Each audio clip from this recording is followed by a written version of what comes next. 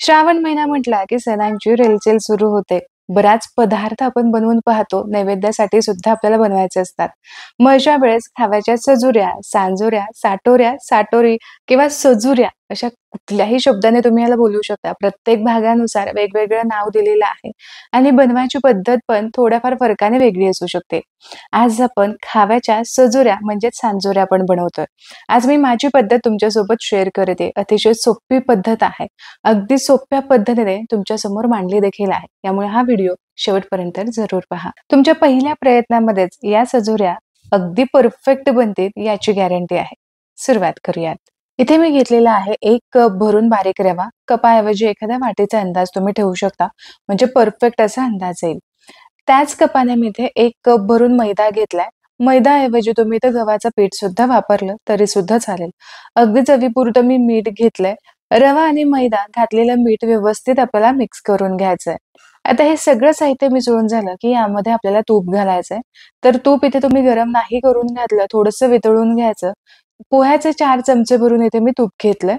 घातलेलं हे मोहन म्हणजेच हे तूप आपल्याला व्यवस्थित पिठामध्ये मिसळून घ्यायचंय. मैद्याला, रव्याला व्यवस्थित असं हे मोहन आपल्याला लावून घ्यायचंय. तर हे बघा, असं हे पीठ मी व्यवस्थित लावून घेतलंय. मूठ बनवली तर मूठ व्हायला हवी आणि यानंतर सहज अशी ती फुटायला सुद्धा हवी. इथे याचा अर्थ असा की आपलं मोहन अगदी परफेक्ट झालंय. आता 1 कप भरून नॉर्मल मी पाणी घेतलेलं आहे. पाण्यामध्येच हे पीठ आपल्याला मळून घ्यायचंय. जसं कणिक आपण चपातीसाठी कणिक मळून घेतो, अगदी त्याच पद्धतीने. ना आपल्याला खूप घट्ट मळून घ्यायचंय, ना खूप पातळ मळायचंय. तर पाण्याचा अंदाज मला किती लागला, हे पुढे जाऊन मी तुम्हाला सांगेलच. साटोरीसाठी लागणारे इथे कणिक मळून झालेलं आहे. इथे तुम्ही बघा, ना जास्त घट्ट आहे, ना जास्त पातळ आहे. आता हे पीठ आपल्याला झाकून ठेवायचंय कमीत कमी 1 ते 1.5 तासांसाठी. कारण आपण यामध्ये रवा घातलेला आहे. रवा चांगला आपल्याला भिजू द्यायचा आहे. यासाठी आपल्याला हे जास्त वेळ भिजवून घ्यायचंय. कमीत कमी 1 तास तरी हे भिजायला हवं. आता यावरती झाकण ठेवूयात आणि झाकण ठेवून हे व्यवस्थित मुरू देऊयात. पीठ मळण्यासाठी पाणी किती लागलं हे सुद्धा पाहू. तर बघा, 1 कप भरून मी पाणी घेतलं होतं. यामधलं अर्ध्यापेक्षाही जास्त पाणी मला लागलंय. साधारण अर्धा कप आणि वरती 3 ते 4 चमचे पाणी लागलं असेल. पीठ भिजतंय तोपर्यंत साटोऱ्यांसाठी लागणारं जे स्टफिंग आहे ते आपण तयार करून घेऊ. तर इथे कढईमध्ये 2 चमचे भरून तूप घेतले. आता या तुपामध्येच आपल्याला रवा भाजून घ्यायचा आहे. तर इथे बरोबर अर्धा कप भरून मी रवा घेतलाय. रवा घेत असताना आपल्याला बारीकच रवा घ्यायचा आहे, जाड रवा इथे वापरायचा नाही. किंवा आपण पीठ मळताना सुद्धा जो रवा घेतला तो सुद्धा बारीकच होता. तर आता रवा सुद्धा आपल्याला चांगला खमंग हलकासा गुलाबी रंगावरती परतून घ्यायचा आहे. यासाठी गॅसची फ्लेम लो टू मीडियम वरती ठेवायची आणि खमंग असा हा रवा आपल्याला भाजून घ्यायचा आहे. असा रव्याचा रंग बदलेपर्यंत इथे मी भाजून घेतलाय. साधारण 10-12 मिनिटांसाठी हा मंद आचेवरती छान सुवास येईपर्यंत परतून घेतलाय. आता रवा थोडासा करकरीत लागतो, कचकचीत लागतो, यासाठी आधी तो शिजवून घ्यायचा आहे. यासाठी इथं मी दूध घेतलेलं आहे. दुधाऐवजी तुम्ही इथे पाण्याचा सुद्धा वापर करू शकता. आता दूध किती घ्यायचं? जितका रवा आहे तितकंच आपल्याला इथं दूध वापरायचंय. तर हे बघा, सुरुवातीला काही मी अख्खं दूध यामध्ये घालणार नाही. तर अर्ध्या कपामधलं अर्धच दूध घातलंय. जितका रवा आहे तितकंच इथं मी दूध घेतलंय. घातलेलं दूध रव्यामध्ये लगेचच मिक्स करून घ्यायचं.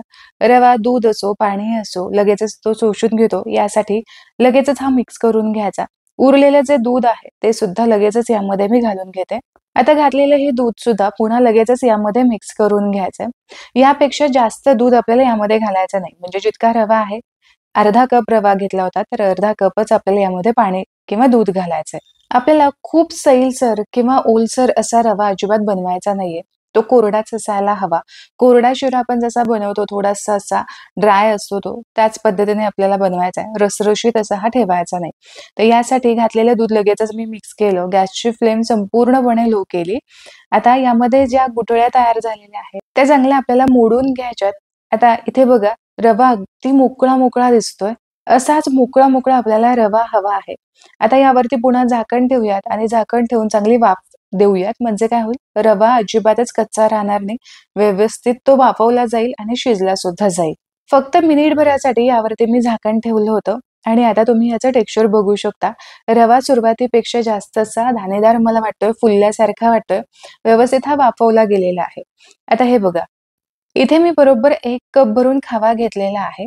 जेवढा खवा आहे त्याच्या निम्मा आपल्याला रवा घ्यायचा आहे. आपण अर्धा कप ऑलरेडी रवा भाजून ठेवलाय. भाजून घेतलेल्या रव्यामध्येच हा खवा सुद्धा आपल्याला चांगला परतून घ्यायचा आहे. तर इथे बघा, हा खवा प्लेन आहे म्हणजे गोड नाहीये. आपल्याला गोड नसणाराच खवा इथे घ्यायचा आहे. रवा चांगला तयार झाला की यामध्ये हा खवा घालायचा. खवा जर एकदम घालाल तर काय होतं, त्याचं एकदम असं घट्ट गोळा होऊन बसतो. तर यासाठी अशा थोडं-थोडं चमच्याने यामध्ये घालायचा. आता गॅसची फ्लेम लोच आहे. लो फ्लेमवरतीच आपल्याला रव्यासोबत हा खवा सुद्धा चांगला परतून घ्यायचा आहे. यामध्ये तयार झालेल्या गुठळ्या ज्या आहेत त्या सुद्धा चांगल्या मोडून घ्यायच्यात आणि चांगला खमंग सुवास येईपर्यंत हा खवा रव्यासोबत चांगला परतून घ्यायचा आहे. सुरुवातीला खवा पटकन असा रव्यामध्ये मिक्स होत नाही. पण जेव्हा तो चांगला गरम होतो त्यावेळेस चांगला एकजीव असा मिक्स होतो. तर रव्यासोबत खवा बघा आता व्यवस्थित मिक्स झालाय. चांगलं एकजीव एकसारखं टेक्स्चर वाटतंय. यामध्ये कसल्याच गुठळ्या राहिल्या नाहीत. एकसारखं हे मिश्रण दिसतंय. तर आता इथे खवा साधारण एक 8-10 मिनिटांसाठी मी चांगला परतून घेतलाय. आता गॅसची फ्लेम मी बंद केली. आता हा संपूर्ण जे मिश्रण जे आहे ते आपल्याला कोमट करून घ्यायचंय. संपूर्ण थंड करायचं नाही. हलकसं हे कोमट असायला हवं. आता जोपर्यंत हे मिश्रण थंड होतंय तोपर्यंत पिठी साखर तयार करून घेऊ. तर जेवढा आपण खवा घेतला होता तेवढाच आपल्याला इथं साखर घ्यायची आहे. आता ही साखर सुद्धा आपल्याला चांगली बारीक करून घ्यायची आहे किंवा इथे तुम्ही रेडीमेड पिठी साखर सुद्धा वापरू शकता. पण जर साखरेचा अंदाज अगदी परफेक्ट सांगायचा झाला तर बरोबर 1 कप भरून साखर घेतली, जेवढा आपण खवा घेतला होता. तर हे बघा, हे मिश्रण हलकसं कोमट असायला हवं. अगदीच खूप आपल्याला हे थंड नको, कारण थंड झालं तर व्यवस्थित साखर मिक्स होणार नाही आणि जास्त गरम असेल तर साखरेचं पाणी होऊ शकतो आणि मग हे सारणाचं मिश्रण जास्त पातळ होऊ शकतो. आता हे मिश्रण थोडंसं कोमट आहे. त्यामध्येच मी इलायचीची पावडर घातली, साधारण अर्धा चमचा. आता यामध्येच आपण जायफळाची पूड सुद्धा घालूयात, म्हणजे फ्लेवर अगदी मस्त येतो. आता तयार केलेली ही पिठी साखर सुद्धा यामध्ये लगेच घालायची आणि चांगली मिक्स करून घ्यायची. मिश्रण थोडंसं कोमट होतं, यामुळे साखर लगेचच यामध्ये मिक्स झालेली आहे. आता हे तयार केलेलं जे मिश्रण आहे, हलकसं अजूनही कोमट आहे. थंड झाल्यावर आणखीन जास्त ते थोडंसं घट्ट होऊ शकतं. तयार केलेलं हे मिश्रण अगदी फ्रीजमध्ये तुम्ही 7-8 दिवसांसाठी स्टोअर करून ठेवू शकता आणि हव्या तेव्हा पीठ मळून तुम्ही साटोऱ्या बनवू शकता. सारण तयार झालं. आता इकडं पीठ सुद्धा चेक करून घेऊ. तर हे बघा, पीठ आहे ना सुरुवातीपेक्षा थोडंसं घट्ट वाटतंय, कारण इथे रवा आपण घातलेला होता. रवा संपूर्ण पाणी शोषून घेतो. आता हे चांगलं मऊसूत आपल्याला मळून घ्यायचंय. जर तुम्हाला खूप घट्ट वाटत असेल ना, तर थोडासा पाण्याचा हबका मारून पुन्हा तुम्ही मळून घेऊ शकता. इथे मी साधारण अर्धा चमचा यावरती तूप घातलंय. तुपामध्येच मी हे संपूर्ण पीठ चांगलं मळून घेते. इथे मी पिठामध्ये 2 चमचे पाणी सुद्धा घातलं होतं आणि चांगलं मऊसूत असं खेचेपर्यंत पीठ हे मी मळून घेतलंय. कारण मला थोडंसं हे पीठ घट्ट वाटलं. आता हे पहा, अशी साधारण कन्सिस्टन्सी असायला हवी. मऊसूत असं हे पीठ असायला हवं. मध्यम आकाराच्या लिंबा एवढाच इथे मी उंडा घेतला. आता अगदी सोपी पद्धत साटोऱ्या बनवण्याची मी तुमच्यासोबत शेअर करतेय. तर यासाठी उंडा थोडासा लाटून घ्यायचा. ज्या कडा आहेत त्या आधी लाटून घ्यायच्या. मध्यभाग थोडासा जाडसर राहिला तरी सुद्धा चालेल. आता असा हा पुरीच्या आकारापेक्षा थोडासा छोटा उंडा लाटून झाला, की यामध्ये तयार केलेलं सारण भरायचं. जितका आपण उंडा घेतला त्यापेक्षा थोडंसं जास्तच सारण घ्या. सारण या पद्धतीने पसरवून ठेवायचंय आणि अलगद अशा पद्धतीने याच्या ज्या कडा आहेत त्या बंद करून घ्यायच्या, म्हणजे सारण बाहेर येणार नाही.